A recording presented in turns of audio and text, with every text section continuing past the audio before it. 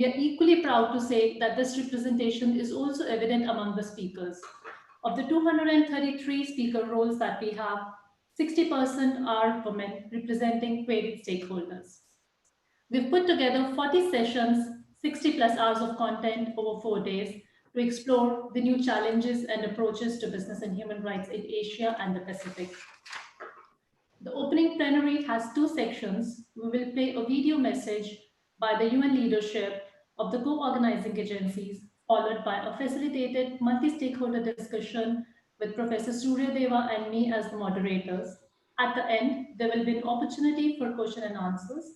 Please note that this session is live and also live streamed on rbhrforum.com. So, to kick off the UN Virtual Responsible Business and Human Rights Forum, we would like to play the video message from all the co-organizers UN agencies.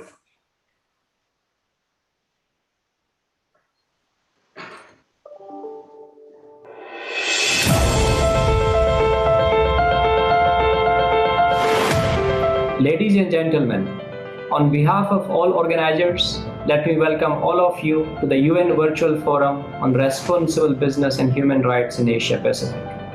The forum provides an opportunity to promote business respect for human rights in line with the UN guiding principles on business and human rights in both normal times and during a crisis like COVID-19. The pandemic has magnified existing inequalities and vulnerabilities, with major impacts on the region's sustainable development prospects.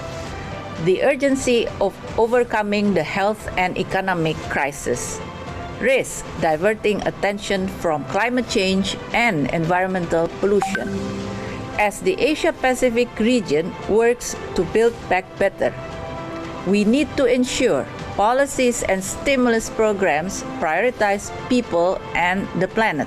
COVID-19 could drive 500 million people into poverty by the end of 2020, widening inequalities and reversing many of the gains made in achieving the Sustainable Development Goals. Yet, if the policymakers and investors, the scientists and activists, the innovators and administrators all join forces to stop the reversal and push forward, we have reason to hope. Today, many companies are aware that human rights is their business and is better for business too. They know that by respecting human rights, they are investing in a brighter future for people, for economies, and for more peaceful and inclusive societies. This pandemic has laid bare the extraordinary inequalities and injustices of our world of work. It has shown how vulnerable millions of working people are in times of crisis. Now, we have before us the task of building a better normal, building a future of work that no longer allows injustice or inequality. Women are hit harder in this crisis as they face the triple burden of vulnerable employment, more unpaid care duties, and household violence from lockdowns. Together with widening inequalities, jobless migrant workers, and millions more at risk of leaving the workforce, this could unravel meaningful gains in the Asia-Pacific. To build back together a more equal society, our recovery must be gender responsive. With more than 325 million children in East Asia Pacific not able to attend school for a prolonged period of time, we are compromising our future. Our future leaders are at risk. We cannot return to business as usual. To recover, rebound, reimagine requires concerted action from governments, all kinds of partners, UN agencies, business leaders, communities, and others. Together we can stop COVID-19 becoming a lasting crisis for children. Let us turn this crisis into an opportunity and build back better. Let us act collectively to develop these pathways that must be different, to create an equal, inclusive, and sustainable world. Let us work together.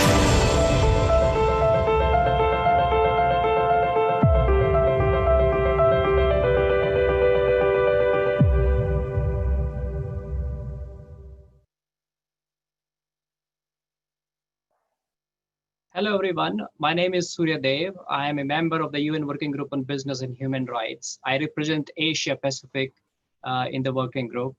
And it's my great pleasure to co-moderate this very distinguished panel of experts from UN agencies and other stakeholders for this UN Virtual Forum on Responsible Business and Human Rights. Let me quickly introduce all the panelists in one go, and then the moderators are going to pose questions to the different panelists in 2 rounds. In the first round, we will ask the panelists to identify the major impact, the challenges of COVID-19 pandemic on the world in all aspects. And then in the second round, we will be asking the panelists to respond in terms of recommendations, the solutions, what should be happening in future. So we have today Mr. Kavya Jeti, who is Deputy Executive Secretary, ESCAP. We have Ms. Valerie Cliff, and she is a Deputy Assistant Administrator and Deputy Regional Director for Asia and the Pacific, UNDP. Ms. Shamini Darshni Kalimuthu, she is Executive Director of Forum Asia. Then we have Ms. Panuda Bonpala, she is a Deputy Regional Director, Office for Asia and the Pacific, ILO. We have Mr. Rajiv Dubey, he is the Principal Advisor, Mahindra & Mahindra, and also Chairman of Mahindra Insurance Brokers. We have Ms. Sharon Bureau, she's the General Secretary of International Trade Union Confederation, ITUC. We have Ms. Sarah Nibs, she's a Deputy Regional Director, UN Women Regional Office for Asia and the Pacific. We have Mr. Marco Corsi, he is the Deputy Regional Director for East Asia and the Pacific Regional Office for UNICEF. And last but not least, we have Mr. Gam Shimri, and he is the Secretary General for Asia Indigenous Peoples Pact. So with this very quick introduction, so that we save time for substantive interventions, let me start asking questions to different panelists. And Kavya, if I may start with you first. My question is, as you know, that the pandemic has had severe social, economic impact on society. So can you share some thoughts about this, that how it has impacted the Asia Pacific region? Kavya, you have the floor. Thank you very much, and good morning to everybody. Of course, first and foremost are the health impacts. We all read the newspapers. We all know what that situation is, a huge amount of devastation. And this is still evolving with surges, second waves in countries in our region, from Indonesia to Iran. Second, of course, are the impacts on people's lives, on people's livelihoods, especially the massive job losses. Informal workers, women, older persons, persons with disabilities have all been disproportionately impacted. And it's likely that the temporary workers, the migrants and their families will also experience large losses of incomes as remittances fall by anywhere between 20 and 30%. And this is important because in a region where 60% of people have no access to social protection and 40% of people have no access to healthcare, the effects are likely to be greater inequality and higher levels of poverty. Thirdly, and linked with this, are of course the economic impacts. The shock to both demand side and supply side of the economy, including the very fragile supply chains that have been exposed, is expected to lead to a decline in GDP, possibly 4 to 6%, possibly even more. But the economic impacts are not equal, are not the same across all sectors. Let me highlight that the micro, medium, small enterprises that really are the backbone of many of the economies of our region, including here in Thailand, these are the hardest hit. And at the same time, they lack the means and the financial resources to keep paying the rents, to keep paying their workers, and to keep paying other costs during the lockdown that we are still experiencing. And many of these businesses also operate in sectors that are most hit. For example, international travel and tourism. This sector generated about 10% of our region's GDP in 2019. So countries where tourism was important and plays an important role for economic development are going to be severely affected, including the small island developing states. But the impacts of COVID have also helped to underline where investment now needs to be directed. And we heard that at the opening. Clearly, social protection is the most important tool for building and rebuilding resilience to pandemics and disasters. And our levels of social spending are low in this region. So just taking them up to the global average is going to be vital. Secondly, technology and ICT. Again, this has been shown to be a necessity, vital for e-commerce, for e-schooling, for e-meetings, for e-government, but there is a digital divide. So an investment in technology and ICT so that everybody has access. And then third is the building back better that we heard during the opening. And this much of that should revolve around decarbonizing of the economies. So those really are some of the early indications of the socioeconomic impacts of this pandemic. Thank you very much, Kavya. Now I would like to move to Valerie. Valerie, COVID-19 has also raised serious doubts about the realization of Sustainable Development Goals by 2030. So how can businesses ensure through responsible business practices that the achievement made toward the SDGs so far are not undone by the pandemic? You have the floor. Surya and fellow panelists, thank you very much. Over 500 million people could be pushed globally into poverty due to the economic crisis resulting from the COVID-19 pandemic, according to recent estimates. The Asian Development Bank estimates that global employment is expected to decline by between 158 million to 242 million jobs, with Asia and Pacific comprising 70% of total employment losses. An estimated 1.3 billion people in the informal workforce in Asia and the Pacific are anticipated, of course, to be hit the hardest. These numbers indicate that inequalities already felt deeply in our region will continue to widen, with marginalized and vulnerable populations experiencing the most hardships. As we move toward recovering from the pandemic, UNDP is leading a UN-wide effort on socioeconomic recovery with an aim to build back better or build forward better in partnership with UN agencies and governments. Beyond immediate needs, UNDP encourages a recovery response that steers towards more sustainable development trajectories. I want to emphasize the centrality of a human rights-based approach in our determination towards building back better. As noted by UN Secretary General, the COVID-19 pandemic started as a public health emergency, evolved into a socio and economic crisis, and is fast becoming a human rights crisis. Many companies have already rose to the occasion, preparing hotels for medical use, switching manufacturing to masks and PPE, and donating to important public responses. Businesses also need to move beyond corporate social responsibility to ensure that human rights are respected in their labor force and are promoted, and avoid any negative impact on the rights of their consumers and in the communities where they operate.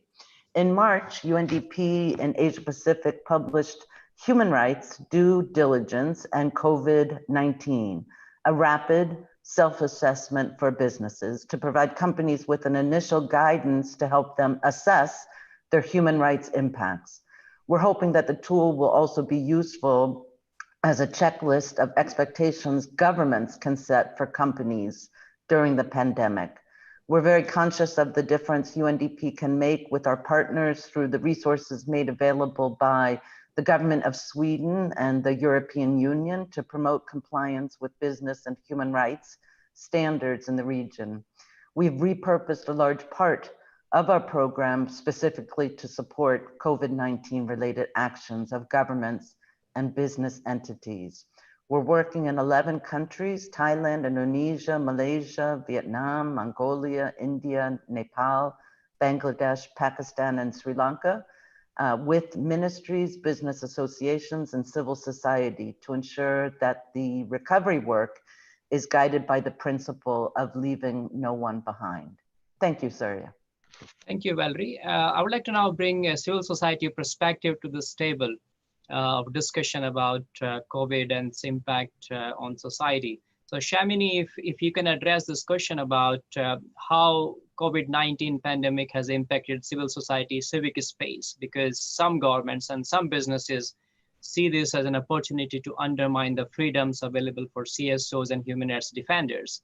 So how can civil society networks work together to ensure that the economic recovery is not built on irresponsible business conduct? You have the floor, Shamini. Thank you, Surya. We have seen repressive laws impeding the enjoyment of fundamental rights and freedoms proliferating across the region. A latest example comes from the Philippines, where the Duterte administration has fast-tracked an anti-terrorism bill that will institutionalize and facilitate abuse of power at a time when the country is grappling with a public health emergency.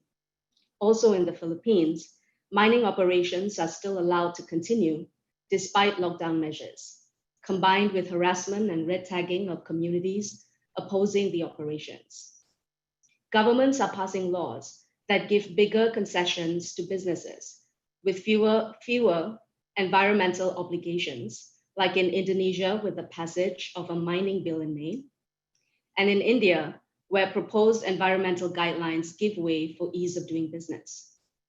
In this context, it is vital for us, civil society organizations across Asia Pacific, to break our own silos. Irresponsible business conduct affects a myriad of indivisible and interdependent rights. Our work should equally draw in interdependence and indivisibility, from civil and political rights and the rights of migrant workers to the right to a safe and healthy environment. It is equally important to highlight best practices we have come across to demonstrate that the change we desire is achievable.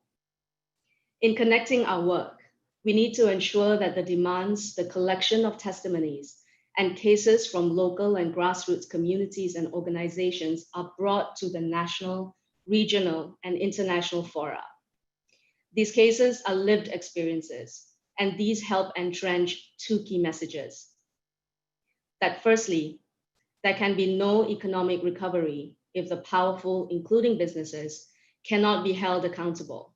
And secondly, that the space for civil society will continue to shrink and dissenting voices will be silenced if we do not push back. Thank you, Surya.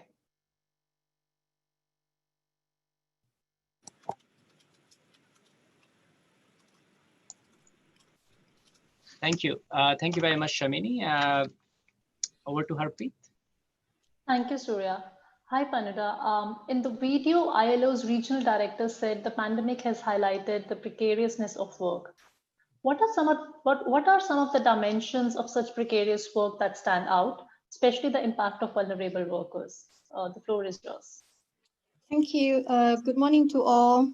You have heard that billions of workers are in precarious working conditions. They are more vulnerable in many dimensions, from catching the virus to lack of access to health, to sudden loss of jobs and income. And for many of them, basically, there's a lack of livelihoods. One of the most important group that we should pay attention to is the impact on those in the informal economy. A number of speakers have mentioned them earlier, but let me repeat that globally, almost 1.6 billion workers in the informal economy are significantly impacted by the pandemic and also during the lockdown. And more than half are in the Asia Pacific region. About 988 million are in our region. So that is pretty large number of workers in precarious conditions that we have to really think about. The ILO estimates that the loss of earnings among the informal economy workers have declined in the first month of the crisis alone by 60%. So this means clearly that many of them fall back to working poverty. And for informal workers economy in Asia and Pacific region, it is estimated that their loss of income would be decreased from 22% to 36%. So clearly, this is important group that we have to pay attention to. And of course, for Asia Pacific region, one important dimension of the economy is a global supply chains.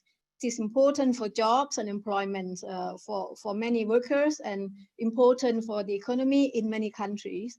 In many sectors such as automotive, electronics, agriculture, garments, their production in the global supply chains have been disrupted, and clearly these have affected millions of direct and indirect jobs, and particularly at the lower tiers of the supply chains.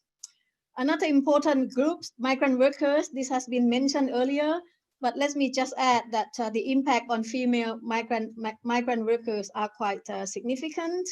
And already they have been in the informal, unprotected work, and you have heard many of their stories come up in the media recently. They are the first to be laid off the job, and very often many of them have to return to their home countries. Another important group, of course, the part-time workers. Many of them are women also, and they also work under short-term contracts arrangement, some in the digital gig economy, and often they are not eligible for unemployment benefit or income support. And clearly, they also are pushed into much more difficult situation. In many countries, we know that the older workers, they are already in difficult situation in normal times. And clearly during the pandemic, they also have the burden of health risk, why it's very difficult for them also to maintain and sustain their job. So these are some of the most critical dimensions of the vulnerable groups of workers. There are more, but with time constraints, I will stop here. Thank you. Thank you very much. And I think in here, it's important to bring in also the business perspective. And I would like to invite Rajiv to respond to these questions. Rajiv, businesses are facing a range of unprecedented challenges because of COVID-19, much like the governments, much like all of us. How do you think businesses can strike a balance in ensuring that businesses survive and that they also act in conformity with the responsibility to respect human rights? The floor is yours. Thank you. So you're right that there are a range of problems and they are centered around cash for survival. How do we deal with people? Because ultimately people are the source of competitive advantage and survival. And their engagement is vital for innovation and productivity. How do we deal with the supply chain? And finally, how does leadership behave? Now, if we know that it's not either or, we have to address both the people side of things and we have to address the pure sort of cash kind of things. So while businesses have to relate to immediate survival and the realities of survival, we need to be all the time very mindful that we give hope to our stakeholders and we deal with empathy, because business finally is all about trust. And we believe that trust is based on truth and transparency. And the way to achieve that is by respecting human rights, by having a lot of dialogue, by talking, by trying to co-create the solutions and not forcing people into a win-lose situation. So ultimately, it is about knowing that we are in it together. One side cannot win if the other side loses. We have to find win-win solutions. And at the core of that is human rights and making sure that workers and people are engaged so that they can be productive and they can be innovative. And the balancing between the short and the longer term is the critical thing that we are all struggling with. Thanks, Rajiv. Sharon, what should be the key learnings from the states and the businesses from the current COVID-19 crisis?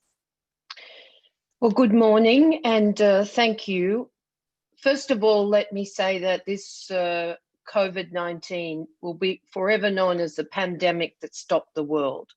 And it's exposed starkly the fault lines, the fragility of our world that already existed because we had a convergence of crisis. We had historic levels of inequality, income, of course, but also inequality for women and racial inequality. We had a climate crisis creating devastation in its wake from extreme weather events and risking the very future of human civilization itself. And of course, we have to face the fact that progress for women had stalled on every indicator. and that young people were already at risk of being lost in terms of secure and decent work. The technology divide, as was said, is stark now with the digital divide, but equally we still face choices about the best and worst of technology. You then add COVID-19, and indeed it started as a health crisis. It's now a social and economic crisis, but it's also, as Valerie said, a human rights crisis. As you see the divides between business, those businesses we all work with that want to actually change the future and look to human rights, to due diligence, to the dialogue, as Rajiv said, that will build a future that is not just in recovery, but is also building resilience. And then there's the employers that, frankly, we are horrified by, who've simply even taken government money and simply laid off workers. And of course, we have a divide in government. We have those governments who've done everything they can to support their people and business. But we also have governments who've used this, and in the Asia Pacific, the human rights abuses in India, in the Philippines, in many countries, is really horrifying for all of us. I don't understand how governments can see that you can't that you can actually survive in the future if you don't put people and planet on an even keel. Now, of course, we're very frightened because you have potentially 300 million jobs that may be lost in full-time equivalent hours. 1.6 billion of our brothers and sisters in the informal economy are still already facing destitution. We simply see that social protection was totally inadequate. 70% of the world's people do not have social protection, and we are struggling. I'm confident we'll win with all of us as allies, but we are struggling to get governments to raise their heads, even the good governments, above their own countries and put in place just a mere 37 billion of a 10 trillion spend for social protection, for health and income in the poorest countries. So when you look at all of these, of the impact, what we would say is, as we look to the future, and we'll come back to this, I know, we need a new social contract. It's not about building back better, although I appreciate the sentiments. It's about building a better future. And that means we need recovery plans built together, as Rajiv said, that actually build resilience. So when the next global shock hits, we are a world that is not fragile with people living on the edge, but a world where planet and people are indeed at the center with economy. Thank you very much, Sharon. We'll come back to you and know more, a little bit more about the new social contract that you have proposed in your blogs, and would like to hear more. But before we do that, I would like to now go to Sarah from UN Women. And Sarah, my question to you is that, of course, COVID-19 has impacted everyone, but the impact on certain sections of society, let's say women in this particular case, is definitely disproportionate. So if you can highlight those disproportionate impacts on women in Asia Pacific, and what are the potential repercussions for the rights of the women, gender equality issues, the economic empowerment issues for women? If you can unpack this for us. Thank you. Thank you so much, Surya. As the other speakers have really highlighted, COVID-19 is exacerbating the inequalities that we already face in the region. And this includes, of course, gender inequalities. And one of the most obvious examples has been around unpaid care work. We know that even before the pandemic, women on average were spending 4 times more time than men on care work at home. And with confinement at home, with lockdown, there is more of this work. Children are out of school, and unfortunately, due to gender norms, this is falling much more on the shoulders of women than on the shoulders of men. Similarly, unfortunately, we see an increase in domestic violence during lockdown and confinement conditions. And this is not only a very serious human rights issue, of course, but it also has impact on women's economic engagement, because typically women who face violence will be missing time from work. And having ongoing health impacts. Economically, we know that women are more likely to work in some of the highly affected sectors, such as garments, such as tourism, such as the service sector, and are also more likely to be self-employed or in very small enterprises where they have less access to social protections, and whether businesses are much more vulnerable to the impacts of shocks such as COVID-19. And for women who've migrated, as Panuda had already mentioned, the impacts are even more serious, because there's not only the fact that they're in less formal employment with less protections, but they're also affected by the current travel restrictions as well. Thank you, Surya. Thank you so much, Sarah. And in addition to women, children are also one of those groups which have been impacted quite significantly, Marco, right? So if you can explain to us in brief that what is the impact UNICEF has seen on rights of children in Asia Pacific. You have the floor.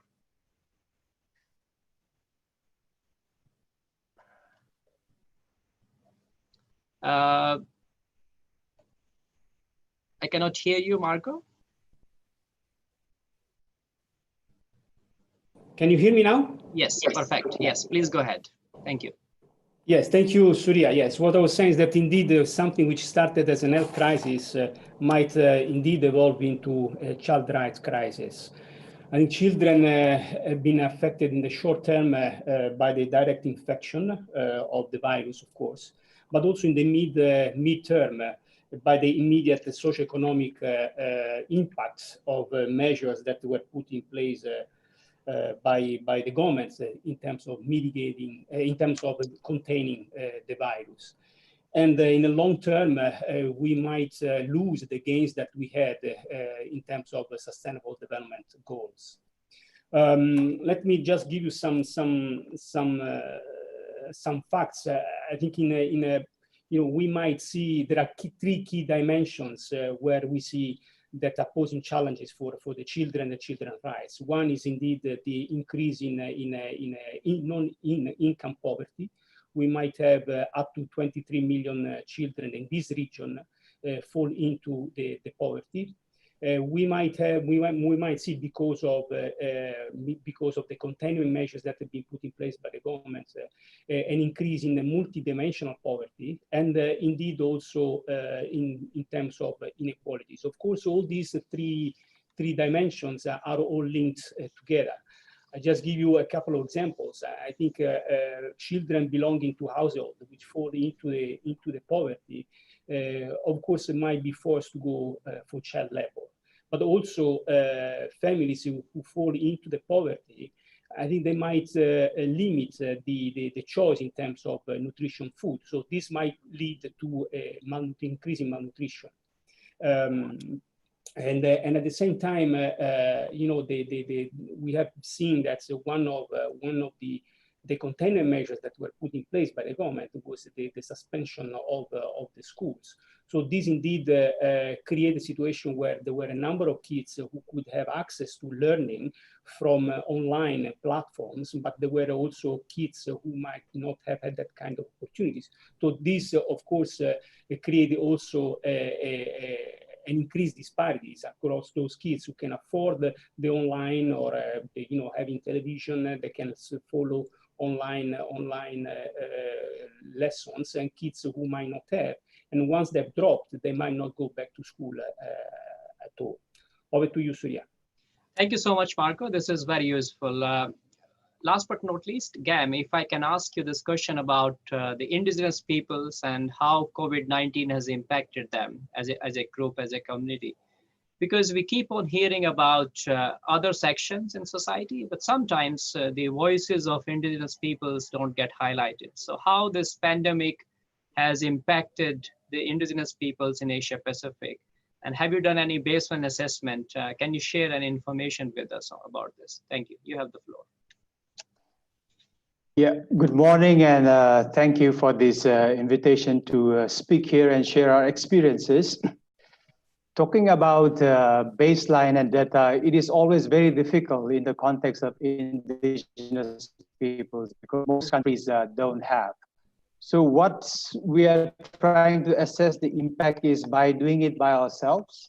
And that is by way of preparing a preliminary assessment report that AIPP is trying to do in the 14 countries that we are working. And from this, I can only give you some kind of a patterns and issues that speaks of the intensity of the impact of COVID-19 with reference to indigenous peoples. So for instance, like on the issue of human rights and militarization, we have seen that in Bangladesh, Myanmar in particular, Northeast India, Philippines, these are very hard hit by militarization at this point of COVID-19 because COVID-19 has been used as a cover to conduct military campaigns. And we have seen a number of attacks, cases of rape, torture, extrajudicial killings, and so on. And even Al Jazeera reported in Myanmar that the WHO vehicle also was attacked and a driver was killed. You know? So the intensity of militarization have really increased in some of these areas. So these are the countries that I'm mentioning. The other area that we see a major impact is on the whole issue of livelihood and other kinds of human rights, especially with reference to the migrant workers, refugees, and also the stateless persons, because there are still a large number, or substantial number of indigenous peoples who are still stateless. So they were not able to access the government relief that were provided because they were struggling to prove that, their citizenship with their own governments. And then this kind of migrant issues are reported heavily from a number of countries. For example, in India, there were reports that there were makeshift camps of around more than 23,000. And then families with their children had to walk hundreds of kilometers just to get out of desperation to survive. And many of them also, unfortunately, died after reaching home because of the very desperate situation they had to go through. So migrant workers issues were also heavily reported in Bangladesh and also Thailand, because Thailand is the hub of the Mekong countries for the migrant workers. So I think migrant workers, refugees, and stateless persons were one of the most critically affected as far as indigenous are concerned. Now the migrant workers are returning home with the kind of relaxing of the lockdowns. But then a lot of them are put in quarantine centers and is cramped using the same pond water, using the same toilet facilities. So there's no hygiene. And a lot of this number of reportedly, the number of people who are contacting COVID has increased in the indigenous areas substantially. Before it was much more lesser, but there is an increase in the indigenous areas. So that is a kind of a major health threat that we have to still go through. Other things are like also some of the speakers have shared, a lot of rolling back of rights have occurred. So like the environmental impact assessment rules in India have been relaxed. And also a lot of controversial development programs has been granted in forest areas. So people are not able to go out to protest, demonstrate, or file cases. I know that e-petition, for example, is granted in India, but then this whole digital divide issue, how can the communities be filing the petition and the cases be heard? No? So there are a number of such patterns in terms of the human rights issues that has emerged. But this is not to say that there are no examples of good practices. There were also good practices and we should learn from it. For example, in the northern part of Thailand, the government was quick enough to set up village volunteers and health workers together in all the villages. So they were able to quickly respond to the issue of the basic needs of healthcare and also to be able to access the relief work and so on. And another example that really stands out is in India, in the state of Nagaland, northeast part of India, where the businesses, communities, traditional institutions, governments all came together and worked together in spite of the difficulties and challenges and lack of facilities they were facing, how to respond to this COVID-19. And they were very successful. And I think those are good cases where we should be learning from. And the underlying point here, the last line, is that it is because the government and all the people in these cases has put the trust on the people and also was looking towards empowering the communities, following due processes and the rights and with compassion. No? I think that is the underlying factor that made it successful. Very small cases, but I think these are cases worth to be examined and to learn from. So this is some of the experiences of indigenous peoples. Thank you, Gam, Sorry, Surya. Thank you again for bringing these issues and also sharing some of the best practices in the region. We will come back to you. We'll come back to you in a little while. Kavya, I want to move on to you now. You mentioned that climate change is an urgent issue that the region needs to tackle. What does building back better means in terms of climate change and environmental challenges? And what should government and private sector do in achieving this goal? Over to you. Thank you very much. So quite simply, it means investments that ensure decarbonization of economies and investments that ensure resilience of people, as many of the speakers have mentioned. Even before COVID-19, our assessment, ESCAP's assessment of progress on SDGs showed a very mixed picture in Asia Pacific of mainly slow progress, but on a number of SDGs, we're moving backwards, and those include SDG 13 on climate action. So this is an unparalleled opportunity to reverse that negative trend and really put the region on track. Just yesterday, we saw some new figures coming out of Bloomberg New Energy Finance and UNEP on renewable energy investment, for example. In India and China alone, new green energy capacity in 2019 is down by about 9 or 10% from the previous year, and now it's at the lowest level since 2014. So actually, we're seeing the wrong trajectory in our climate action. In fact, renewable energy as a share of energy production is falling. So all of this means that it's an incredible opportunity to put things right with the billions of dollars that are now flowing out in stimulus packages, redirecting them to investments, of course, in renewable energy and energy efficiency, in waste management, in green transport, and building resilience in our networks and digital solutions, etc. So in other words, each of these fiscal support packages will need to be measured, and its success will need to be measured by how much it contributes to decarbonization and how much it contributes to building resilience. And we're not seeing that yet. I mean, there are a few good signs. We've seen in the Republic of Korea that the Green New Deal is part of their billion-dollar stimulus package, in which they are actually putting themselves on a trajectory towards zero emissions by 2050. And they're doing that by investing those funds in renewable energy. They're doing that by introducing the carbon tax, by phasing out coal, etc. But they're also doing that by establishing a regional energy transition center to support workers as they move to jobs in more sustainable sectors. So the just transition. And we need to see much more of this. In a way, we need to see conditionality for businesses that are receiving public funds. We're seeing it in other countries. We see it in France, for example, public money that is being invested in rescuing airlines or car manufacturers is also being used to push those same businesses in the right direction to reduce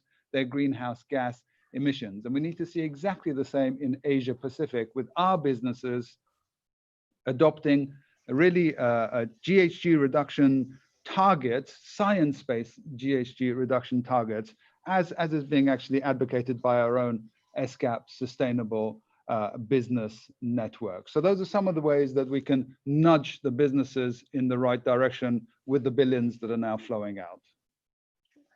Thank you, Kavya. I would want to now move on to Valerie. Valerie, in many ways, the pandemic is preparing governments, it's preparing the businesses for potential future crises. What lessons should you think we can learn from the current pandemic to prepare better for future crises? Thank you. Thank you, Harpreet.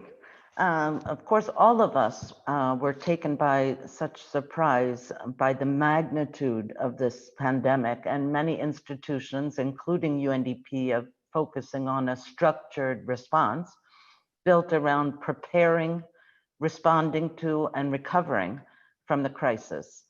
There's an additional crucial effort that will require much of our time and resources in the future, and of course, that's on prevention.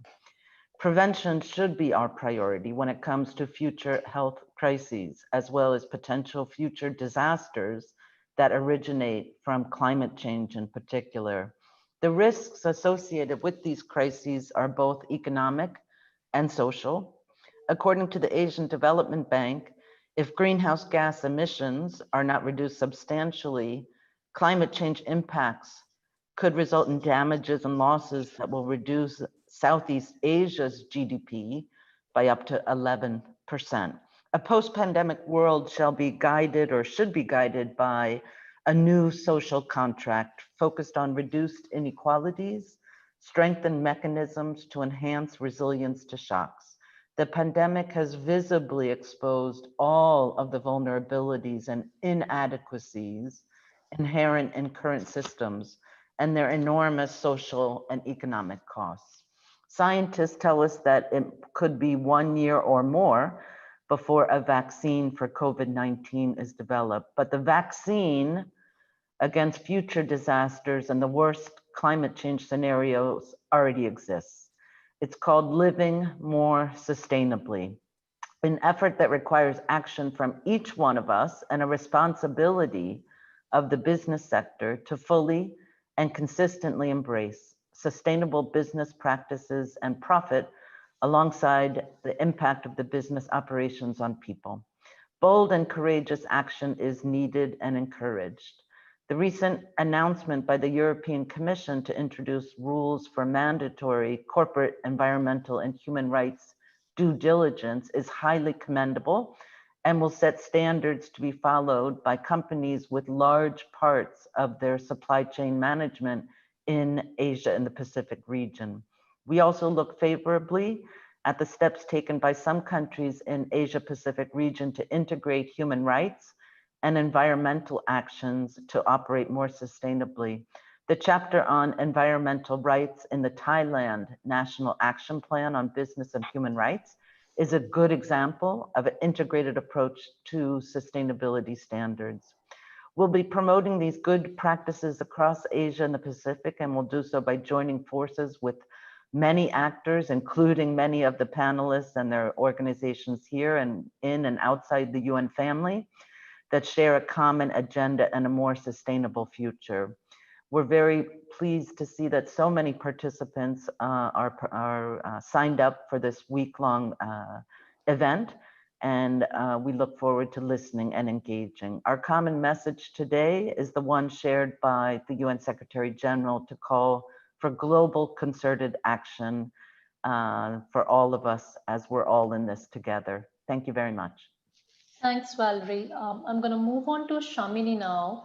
Shamini, how do you think has the pandemic affected the role of civil society organizations?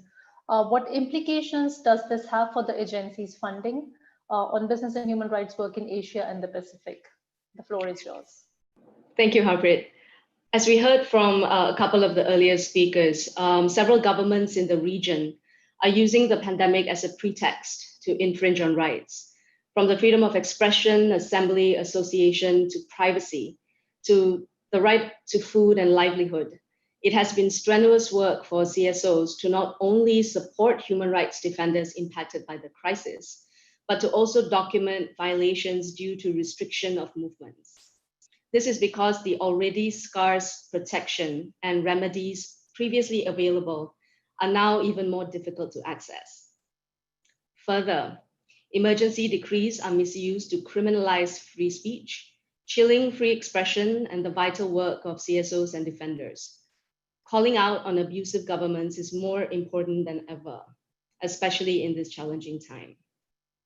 We are still in the process of adjusting to this pandemic era, conscious that while we do so, violations continue, including the ones perpetrated by businesses. Online work is becoming a part of our daily operations as we see today, but we risk to operate in a privileged bubble, while there are local groups and grassroots communities that do not have access to the appropriate technology, tools, and connection. Appropriate allocation of funds are needed for this, as addressing business and human rights issues in the region requires solid and genuine collaboration with grassroots groups and local communities. What is also needed is flexibility from funding agencies. Conditions are changing rapidly, and so are the needs of CSOs, defenders, and community. Thank you.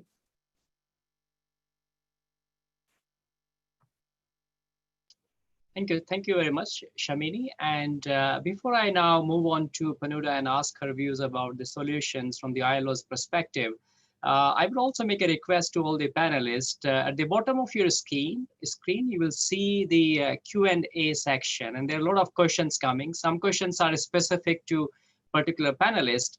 And Harpreet and I will pick up some questions and we'll ask those questions towards the end of this session. But there may not be enough time to take too many questions. So if you are free and you are able to answer any questions, please feel free to do so. Thank you with that. So Panuda, if I may ask you now, in terms of the better normal that the ILO regional director talked about in the video, what are the key elements that you see in terms of managing the world of work? Thank you. You have the floor. Thank you, Surya. As countries are now moving into the recovery phase of the pandemic response, greater attention should be paid to strengthen employment policies, to support sustainable enterprises, and to support workers, along with strong labor market institutions. Particularly focus is important is on health and safety. A safe return to workplaces is critical and central to work on. Clearly, there is a need to enhance social protection. Countries should really work towards universal coverage of social protection systems. And also important is to make sure that all group of people in the society, all group of workers are covered by social protection systems. I must say that we take note that during this crisis, many countries have quickly expanded their social protection coverage in a number of social protection programs and social assistance programs. I think those are very positive, but they have to go beyond the quick response. They have to be sustained and they have to be really built up for more comprehensive towards universal coverage towards the end. So instead of thinking about the business as usual or the old normal that we already recognize that is really has left so many people, workers behind, and also as Sharon said, it has increased inequality. We should turn this into an opportunity to build a better normal. And I think that is clearly important is really to focus the support to the vulnerable first, and that is really important priority. We think that it's very important to look into building the future of work that tackles inequalities and injustice. So there must be a global human-centered response to work together at the global level. A response must be well coordinated. Of course, they also have to be tailored to specific needs, but the coverage had to be really, the collaboration has to be at the global scale. This cannot be done by any particular country alone. And we think that international labor standards must be guiding principles and framework for policy and interventions at all levels. The ILO has been working with tripartite constituents, governments, employers, and workers on 4 policy agenda for response to the crisis and also the recovery. The first pillar is around stimulating the economy and employment. The second pillar is supporting enterprises, jobs, and incomes. The third pillar is protecting workers. The fourth pillar is relying on social dialogue for solutions. And these are very important policy agendas that we look forward to enhance our collaboration with our tripartite constituents, but also with other stakeholders. Thank you. Thank you very much. Thank you very much, Panuda. And now if I may move to Rajiv. Several companies, Rajiv, have responded in a commendable way to deal with this unprecedented crisis. And perhaps Mahindra is one of those companies. So as a leader in this field, how can you inspire other businesses and other SMEs to respond to this crisis? And some of the issues are about social injustice, inequality. So what role businesses can play going forward in creating a more inclusive better, equal, and sustainable world? You have Okay, thank you, Surya. So I would say three big things. Number one, to look upon this situation not through the eyes of being a victim and being helpless and blaming others, but trying to see if there are opportunities, and I'll expand on that. The second one is remaining rooted in your purpose and values as you take decisions, where you have to balance the short term and the longer term, but at all times, making sure that you're giving hope and dealing with your stakeholders with empathy. And the third one is sharing the pain as you go around creating shared value. So let me quickly talk about opportunity and not being a victim. Can we use this opportunity to relook at our own processes so that we can be more efficient and more effective? Can we reinvent products, services, processes, indeed business models? And can we reignite ourselves? Can we raise our aspirations so that when the tide is in our favor, we can catch the tide and create value and create tomorrow? In all of this, we need to be completely rooted to our purpose and to our values. Let me just give you an example. So you mentioned Mahindra. In Mahindra, written and unwritten rule is that when we are looking at costs, the last cost that we want to touch is removing people from jobs, right? So that becomes a value. And so we will look at every possibility. We may even take cuts, all of us, and the people at the top will take bigger cuts so that the pain is shared and so that we are creating shared value. And in all of this, it is about dialogue. It is about talking. It is about co-creating. It is about trying to find win-lose. It is about trying to balance the immediate needs with the future. But it is about partnership. It is about hope. It is about creating tomorrow. And it is not about being a victim above all, but trying to see opportunity.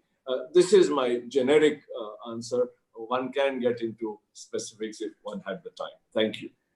Thank you so much, Rajiv. That's very useful. And you provided some concrete examples how this can be done. So Sharon, if I may ask you now, you mentioned earlier about this new social contract that you have articulated in your blog as well. You have spoken about it. So how do we put this into practice so that we create a better world for workers, for society and the planet? And what roles do you see for the trade unions globally, as well as in Asia Pacific, in achieving this goal? You have the floor. So we won't build a recovery with a resilience base if we don't actually build trust. And the social contract was broken in the 80s by a hyper-globalization that was based on global trade with dehumanizing supply chains, with a breakdown in the business model. We need to rebuild that. But indeed, business is central to this. And I think Rajiv's call for dialogue is at the heart. The ILO last year negotiated a centenary declaration, and a lot of the building blocks of a new social contract are indeed there. We must have responsible business conduct. We must have mandated due diligence and an end to the dehumanization of a business world, particularly for our workers in supply chains in the Asia Pacific. And as we see them collapse through this crisis, while we're working with many employers, it really does drive a stark divide between those who want to change and those who don't. We cannot have a global labour force that is 60% informal, because there's no responsibility there for the employment relationship. There's no labour protection floor with rights, occupational health and safety, minimum living wages, and of course, maximum hours of work. That must underpin all work now, and it will take political will. We also need, of course, labour market regulation for this floor, and that with universal social protection is central to a new contract, a new social contract that allows us to work for recovery, that can build resilience. And it must also include, of course, jobs and job creation. We know that if we invest in enabling green infrastructure, if we invest in industry policy, if we invest in care and the repair of ecosystems, we can create jobs. And I thought Kevin was indeed right there with those prescriptions about at building a convergence between climate and employment, because otherwise we just risk people and the planet. We must have income protection. If we don't actually have social protection that is about health and income, then again, the 70% of people who miss out now will miss out next time. And that's just going to keep going with vicious cycles of shocks. We have to have, this has shown how we have to have occupational health and safety. Public health, yes, but occupational health and safety at the heart of a rights base. And of course, we can never again see our health and education systems underfunded. This is critical, and the world is 3 times richer in just the last 20 years, yet we're failing to reduce inequality, to do these things and to provide a rights base or the universal social protection we need. But we have to do this with just transitions for climate and for technology if we want an inclusive world and if we want to actually prevent the extinction of the human race. As I said, we need responsible business conduct with mandated due diligence for human rights and environmental standards. The time is now. We want the treaty, of course, but we also want governments to do as the EU has promised and mandate due diligence. Let's change the face of the way business, unions, civil society, but mostly workers and their communities interact. And we must have government accountability. We have to get beyond GDP. People want trust in democracy. And we've seen the breakdown in that trust. If they don't actually trust that that they can see themselves there, that their privacy rights, their security is indeed in the hands of those they elect. I want to finish on saying this requires financing. And I was privileged to be part of the UN discussion on financing the SDGs last week, and we'll work with the working groups. We need an approach to long-termism, patient capital we call it. Workers have $37 trillion of their pension funds invested in the global economy, and we want it to be invested in jobs and resilience. And also, of course, we want patient debt. If we learned anything from the 2008-2009 crisis, and for my sins, I've been at every G20 meeting since 2008, when the world leaders, at least the richest countries, not inclusive of course, but said, we are going to actually make things, do things differently. Well, we didn't learn the lesson of speculative capital. So now we need to get the promises of taxation right, an end to tax havens. We need a new tax on digital tax. We need probably to think about a wealth tax. How can you have so many billionaires and now potentially the first trillionaire in an unregulated business like Amazon with Jeff Bezos, and pretend that we don't need a wealth tax and these people should give back? So there's a lot of financing options, but we need to change to a patient debt approach with investment where people can pay back and leverage fiscal consolidation of growth based on universal social protection and a solidarity fund for the poorest countries to make that happen, and jobs, jobs and jobs. I just finished by a little advertisement. On June 24th, the ITUC, with many business leaders, many governments in support, will have an international day of action called Kapow, Climate and Employment Proof Our Workplace. There'll be conversations in workplaces all around the world. We invite you all to join because that's the challenge of recovery. Can we build secure jobs, secure futures with a climate where people can actually be confident their communities, their environment are secure, and as a foundation for business that is indeed committed to the same values that we all are, a rights-based future that's inclusive for everybody. Thanks, Sharon. Sarah, I'm gonna come back to you now, basically also to ask about how do you think can states as well as businesses ensure that women are essential contributors to economic recovery?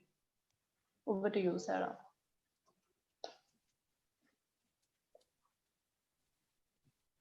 I think Harpreet, Sarah dropped out with internet issues in Cambodia. I'm happy to jump in from a women's perspective, or do you want to pass to the next speaker and we wait for Sarah coming back? Either way is fine for me.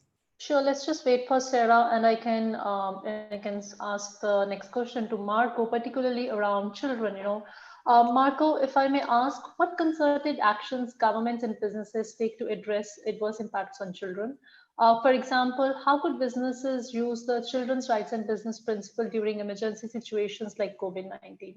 And if I may ask you to be very brief with your answer, we're running a little behind, and we would like to keep some time for the question and answers from this floor. Thank you. Indeed, Harpreet. I think, as I was saying before, I think we see three key dimensions that are really affecting, or might be affecting the children's rights. One is the overall vulnerability to poverty, the multidimensional poverty, and then the disparities. Within a scenario where we see the economy slowing down, services have been interrupted, and the fiscal space at the international, regional, and global level shrinking.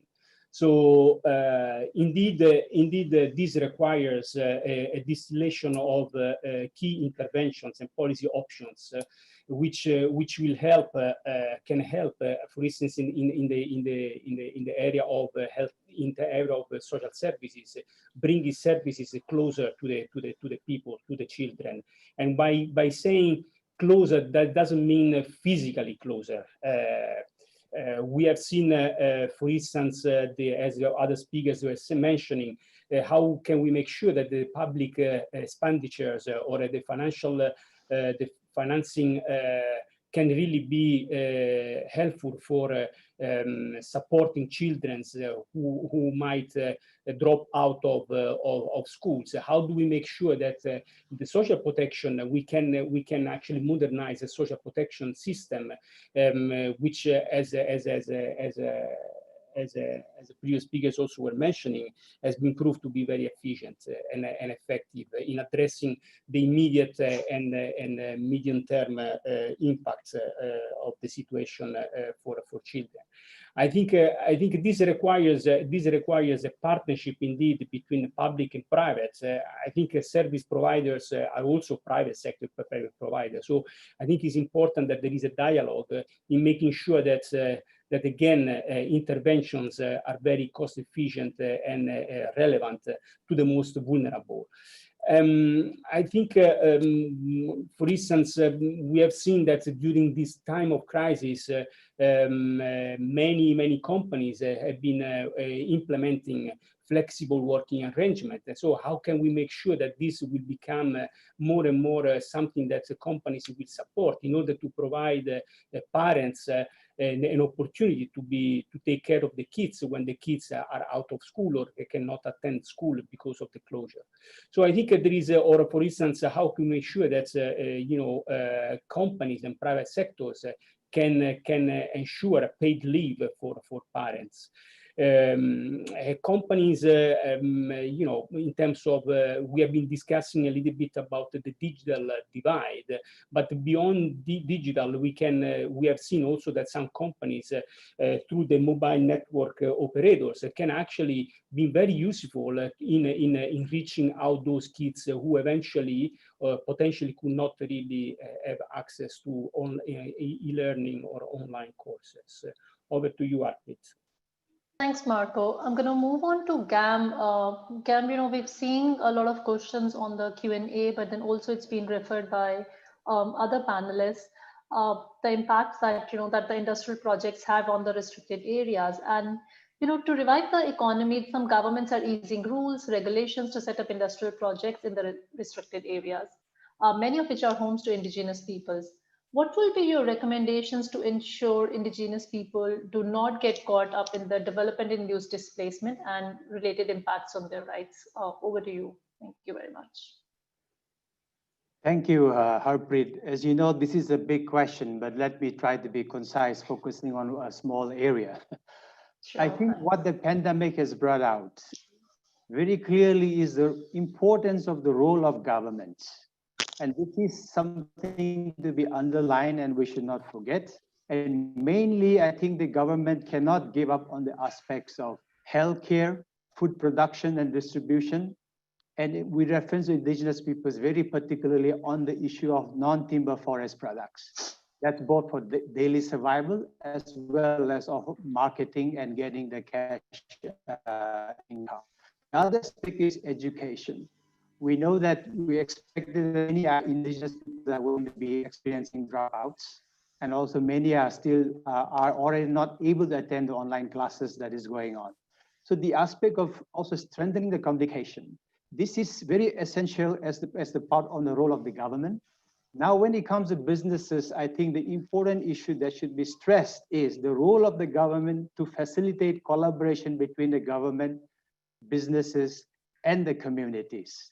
And the aspect that there are no legal frameworks in domestic law and all this kind of thing should not become the excuse, because we know what is the right thing to do. And there's so many other international frameworks available to see what is the way to go about, what is the yardstick for us to measure whether we are doing things correctly and so on. And therefore, in this partnership, government and businesses must respect and move towards community empowerment and decentralization. Now, why I'm saying this is that both in the time of COVID-19, it is the communities who were more empowered and who had some sort of self-governance and land rights were able to perform far more better than those areas where there were no land rights. Now, just let me give you one example just to make it concrete. For example, in Northeast India, there are 8 states predominantly by indigenous, inhabited by indigenous groups. And if you see the statistics of the rate of education, these 8 states are doing very well. Rather, indigenous groups are actually performing better than the national averages. And out of these 8 states, 5 of them are in the top list of the out of the 10 top states in India. But if you compare now to the central India, where there's heavy industrialization and no land rights, you see that there is a huge gap between the non-indigenous groups and the indigenous groups. The question is, why is this happening? You know, the pointer is very clear that where communities are more empowered and they have more land rights and so on, are able to perform much better because they're empowered and they're trusted by the system. You know? So the promises of jobs and income and so on alone will not be the way to go about, but must look at the systemic issues that the government must address in this partnership that will be facilitated. I think that is very important, and that is the point that I would like to really stress in terms of moving forward. And we have seen this both in the pandemic time, that the communities who are empowered and trusted have performed much better, and that is the lesson. And this is also with reference to the goal 16 of the SDG. You know, that should become the focus when it comes to the communities and indigenous peoples in particular. So I will end there for now. Thank you. Thank you very much, Cam. And I see Sarah is back online. Sarah, if you can respond on how do you think states and businesses can ensure that women are essential contributors to the economic recovery? Thank you so much, Harpreet, and I'm glad to be back. So as I mentioned before, we understand already that the economy can benefit hugely from closing the gender gap, and this really has to be seen as an opportunity to do that. So maybe just to highlight a few of the key and concrete things that, first of all, perhaps businesses can do. It can be very important, as we've heard from some of the panelists here, for businesses to actually publicly commit to principles. So, for example, in this case, taking a gender responsive stance and ensuring women are included in the leadership of the economic recovery and are visibly there. They can support, of course, their direct employees with flexible working arrangements and support for the care commitments that both women and men ideally have. And also look at the indirect employees that they have in their value chains. And there are some concrete examples actually in this region of companies who have continued to support some of those people in their value chain during this COVID crisis and taken that responsibility. And another important area would be upskilling, especially considering the gender digital divide. It's clear now that the digital skills are going to be more important than ever. Obviously, these private sector actions and responsibilities are very important, but they have to happen within a context of policy as well. So some of the key things that we would really like governments to look at in the economic recovery packages are investing in the sectors where women are working, investing in childcare, quality childcare that people can afford, really supporting some of the medium, micro and small enterprises, particularly including women-owned informal businesses, which we know may often be excluded from some of the stimulus packages that are being proposed. And also trying to expand social protection, including for women migrant workers and women in informal sectors. And also, as I mentioned earlier, that gender-based violence is unfortunately a reality for many women during this pandemic. I think this is also an opportunity for us to really identify services on GBV as a priority and as part of the essential package of social services as we move forward. Sure. Thank you very much. Thanks, Sarah. And now, thank you very much, the panelists here. And I would now like to, we would like to include a message from His Excellencies, Mr. Per Arberger, the Ambassador for Sustainable Business, Ministry of Foreign Affairs, Government of Sweden. He couldn't be personally online because of the time zone, but we do have a message from him. Irene, if you could play the video, please. Thank you. Let me express my appreciation to the organizers of the Responsible Business and Human Rights Forum. This conference could not have been more timely or more important. COVID-19 is a global health, economic and social crisis. The effects will be felt for years to come. The pandemic is a test of societies, of governments, of communities and of companies. This is not the time for isolation. International cooperation is needed to manage the crisis, to tackle the health emergency, but also to focus on the social impacts and the economic recovery.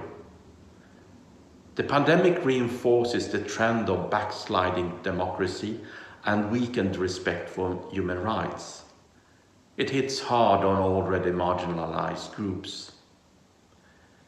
Sweden is working hard to make sure that human rights, democracy, and the rule of law are at the heart of the global response to the pandemic, in the short as well as in the long term. The Swedish government has launched a platform for international sustainable business, with a clear expectation on Swedish companies to act responsibly by working for human rights, gender equality, good working conditions, the environment, climate, and not least to combat corruption. This is crucial when we together build back better and stronger after the pandemic. With core support from Sweden and others, UNDP has been able to rapidly support governments in the response. Through Sweden's Regional Development Cooperation Strategy for Asia and the Pacific, we work with various partners in the region to support and promote human rights, gender equality, environment, climate in tackling the regional challenges. We are delighted to see the interest and participation from stakeholders in our partnership with UNDP on the Business and Human Rights Asia program. This will promote the capacity as well as the strong ownership of our partner countries and the region in moving the business and human rights process forward.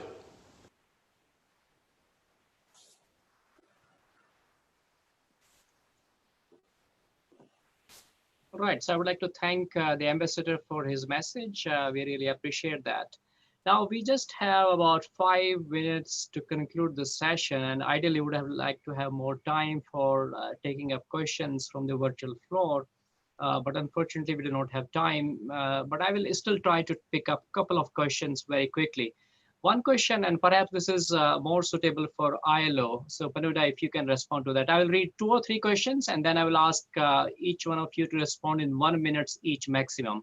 My apologies, but time is very short. So the question for ILO perhaps is that as we are seeing this race to the bottom about labor laws being relaxed to ensure that there is a better economic recovery. So how do you respond to this? So do we see the workers' rights and the trade unions' rights getting diluted? Perhaps you can answer that question, Panuda, later on. There is a question, perhaps, Sharon, you may look at this question. There's a question about that there is this initiative to have the International Convention to have mandatory due diligence in human rights. So if you would like to reflect on this, that when this could become a reality. And there is kind of an open question, and I will invite anyone who would like to volunteer this, that is there any evidence that responsible businesses have weathered the crisis better? So I will start with Panuda now. 1 minute, please. You have the floor, Panuda. And then Sharon after this. Please unmute yours. Yeah, please go ahead. Yeah. Thank you. I think Sharon mentioned the importance of the legal framework as we go forward towards the sustainable solutions across the board. I think the labor law and the legal framework is clearly central. And at the country level, the process, the tripartite consultation, the way the consultation take place, the ILO supports this consultation process across the board to make sure that all important issues related to the world of work are brought to the table. Should there be a lack of the legal framework, I think it's very important that that kind of issues are brought to the discussion and find solutions in the consultation among the tripartite constituents, the governments, the employers, and the workers. And here, I'd like to emphasize the importance of international labor standards because they have been approved at the global level in the tripartite manner. Therefore, they provide consensus-based solutions. So any solutions at the country level have to benefit and make use of the principles and the guidance of the international labor standards so that they can really lead to the sustainable solutions in the long run. Thank you. Thank you, Panuda. Sharon, if you would like to answer the question about mandatory human rights due diligence and what should happen, domestic or international treaty, or what is the way to go about it? Well, the UN treaty is critical, and we urge all governments to join with business, civil society, trade unions in getting this done. Business and human rights with due diligence, with grievance and with remedy, the pillars at the core, is a way to place a global framework for responsible business conduct and allow us to genuinely put people and the planet in place. But we need more than that. The EU made the promise, Commissioner Reynaerts, a couple of, actually last month, that the EU would now legislate for due diligence, a directive for due diligence. We will support that. We want every country to mandate due diligence. We cannot any longer build a world economy on the basis of exploitation and human rights abuse. So many, many businesses working with us in support of this, and we would ask everybody to do just that. And as the ILO regional director says, we need ultimately to have the kind of global standard under the labour floor that is inclusive of a labour rights, a labour protection floor, social protection, just transitions for climate and environment, and a transformative agenda for women with due diligence at the core. So the OECD started the game. Their general due diligence guidance is a base for everybody. Let's make it happen. Thank you very much, Sharon. Now, anyone else would like to? Yes, Rajiv, I see Rajiv. Okay, yes. Yeah, okay. Please go ahead. So, Surya, I want to respond to the question, is there any evidence to show that responsible businesses have weathered the crisis better? Yeah. So I think the time period is too short, so we don't have evidence. But I think the question itself needs to be questioned. I don't think it's a choice. Should we be responsible or should we be irresponsible? Of course, we have to be responsible. We have to be responsible not only to profit, but to people and planet. And the three have to go together. And there is a huge amount of logic and there's a huge amount of evidence pre-COVID-19 that shows that that is the way forward. And I'm 100% sure that it will be so going forward. So I don't think it's a question. It's a commitment. It's about a purpose, and it's about values. And these are not conditional on what kind of results come. That was my response. Thank you so much, Rajiv. And I think perhaps this is a good way to end this opening plenary, because this is coming from a business and you're talking about an unconditional, unqualified commitment that companies should be making to respect human rights. Basically, if I reframe your response, these are the values that the businesses should embody. With this, both Harpreet and I would like to thank all the panelists, and especially Sharon. She is waking up early in the morning in Europe, I believe. So I really appreciate all of you finding time from your busy schedule to join with us. I would also like to thank all the participants who have been listening from different parts of the world. Thank you very much, and I hope you will enjoy the rest of the forum as well. Thank you. Thank you very much. Bye-bye. Thank you. Bye-bye. Thank you. Bye-bye.